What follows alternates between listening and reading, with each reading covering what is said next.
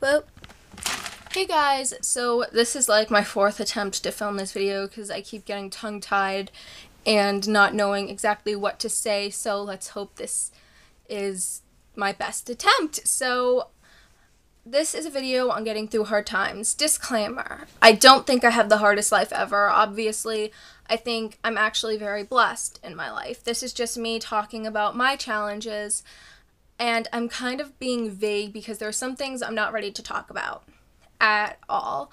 I'm not ready to put public out there. Maybe someday I will be ready to. I'm not ready at this point in my life to put everything out there. And yeah, so let's get right into it. And if I'm being also vague and short with some things, it's because I don't have a long time to talk about this, and the reason this is my fourth attempt is because all my other videos were too long. So, okay, so what I mean by getting through hard times in my perspective is I faced a lot of hard times as of late. I'm not going to talk about all of them, but my health issues have definitely been one of my hard times. The reason I haven't been filming videos lately is because my health issues have knocked me on my butt. I talked in one video about how why I love comic books and how I was reading them when I had a really tough summer this past summer of 2012, I was in and out of the hospital, and that they helped me. I'm trying not to go too deep into everything, but this summer was really hard, and my health issues were feeling not better, but they were about the same level, and I was learning to tolerate them and getting out of the house more, because this summer I didn't leave the house at all except to go on a family vacation where I pretty much lay in bed the whole time. But these past 3 weeks, they have been, the pain, I'm in a lot of pain with them, has been unbearable. If you guys are wondering why I'm not saying what's wrong or a name of anything, it's because they don't know the cause of it. At this point, it's unknown what is causing me such horrendous pain, and I've been laying in bed for 3 weeks, pretty much. Haven't been able to get out of the house. I think I might have went grocery shopping with my dad a couple times, and I went to doctor's appointments in Boston to see my specialist, who I think he is getting a bit concerned, and they're feeling a bit desperate because one night I'm not getting any sleep lately. I'm having such a hard time getting to sleep because when I'm in tons of pain, I'm up all night until I eventually pass out from exhaustion, and that's kind of been what I've been going through. And this past summer, it was getting to the point where I was in so much pain. I was not eating, and let me just say, when I'm not eating, I am really messed up because I really love food. But this past summer, when I got driven to an emergency visit to the hospital and I was admitted, I was due to have procedures, but they were like 2 months out. But I was in such pain, so they said, okay, drive her into Boston and we'll admit her through the emergency room, which is what happened. And I woke up in severe pain in the not in the emergency room, after the procedures. I have never been put out with anesthetics, I think they're called. I've never been put out with them. I've never had to. I've never had a minor procedure done. These are the first procedures I've ever had done. And I woke up screaming. I have severe anxiety, and I was in such pain I couldn't deal with it. I have no pain tolerance at this point. My specialist and my parents feel that I've been in so much pain for so long that my tolerance, instead of gaining more of a tolerance, my tolerance is shot. And like I said, this isn't a poor me video, and I don't want to dwell too much on stuff, but I ended up stopping breathing.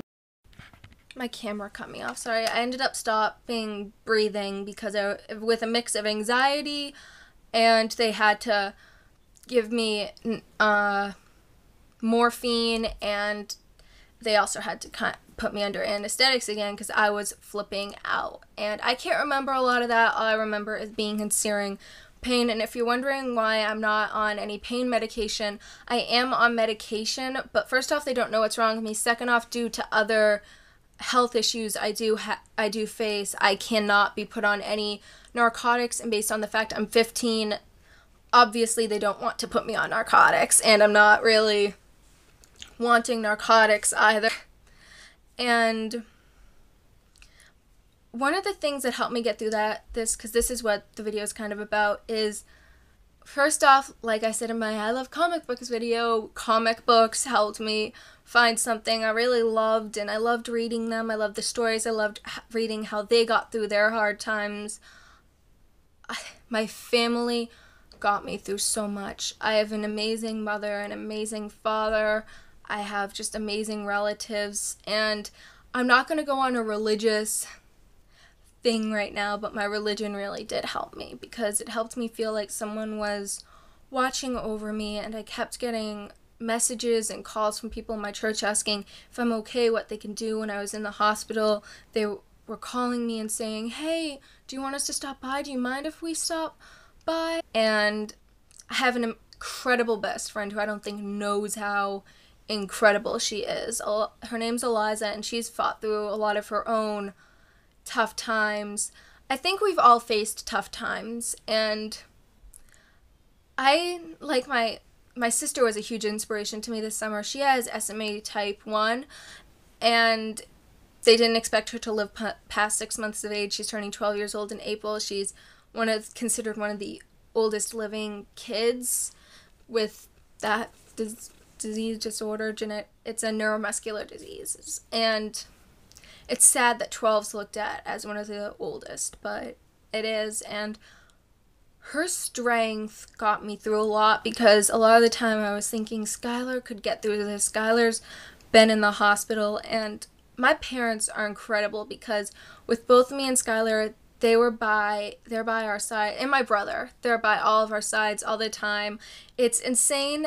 Between the three of us, we have taken up a lot of medical disorders. Medical disorders run in my family pretty much. My genetics are kind of awful, but I respect my sister so much. Even though I'm the older sister, I find myself looking up to her. I plan to do a video on SMA. I haven't gone around to it yet. And my mom's strength, my dad's strength, they've both faced their great deals of challenges. And my best friend Eliza also has had, like I said, her share of hard times. She had severe anorexia. I have her permission to talk about this. She had severe anorexia where she was only eating, I don't want to be incorrect here, but I think around 80 calories a day. I was really worried, and honestly, she fought through that so much. She was getting to the point where she had this really freaky incident happen, and I was scared for my friend's life. And so we live a long drive away from each other. It's not that bad. We still try to see each other at least once a year, but I was so worried because we talk mainly on the internet that I was going to get online one day and have a message from her mom saying something happened to her. And she got through her hard times too. And what I'm trying to say with this video is that we all have hard times. Let's not compare pain or anything, the pain we've gone through, to each other. I think that's the worst thing you can do. And don't ever think that you're weak for it. My dad one time said to me, because I was saying I just don't think I'm a strong person, and he went, Casey, being a strong person isn't not having challenges. It's having challenges and facing them, and that's what you've done. And like I said, I've had other challenges I'm not ready to talk about, but what I'm pretty much saying here is why I haven't been filming videos, and that just keep going, guys. With whatever challenges you face, you've just got to keep going, keep your head up, and keep fighting, because life, even if it can seem like a cold, awful place at times, it can sometimes be one of the most amazing things. For me, I think one of the things that's kept me going is just remembering to smile. And it can sometimes seem a lot harder. It sometimes sounds easier than it is, because when I was in the hospital too, I was still trying to, like, I was reading comics and books, and I was trying to just smile at the funny parts, and I was telling my dad some stories that I found funny that I read on the internet. The internet's also helped me a lot, which sounds kind of like I'm addicted to it, but I really do love the internet. And my anxiety's also been a huge challenge in my life. I also have severe OCD, which some people like are probably rolling their eyes, but OCD is it can be very severe. Love you guys. Thanks for watching this video. Like I said, I don't think I have a horrible life. I have an amazing life. I'm very blessed with the people that are in my life. Am I blessed with my health? Not precisely, but I could have the health of people who have it a lot worse. And let's count our blessings, not count the lack thereof. Because for me, life, as awful as it can seem sometimes, it just has that amazingness to it. It has that hope. And hope is what always keeps you going. And I'm worried I'll never get a job because I always feel sick. I'm worried about all those things because I haven't gone out of bed in 3 weeks. How am I supposed to go to a job every day? How am I supposed to go to college? How am I supposed to get all the work I need to get done? But one step at a time. I'm 15, almost 16. I still have a while to go, and I'm not planning on giving up. And if you guys need anyone to talk to, I'm here. Have a terrific day, you guys.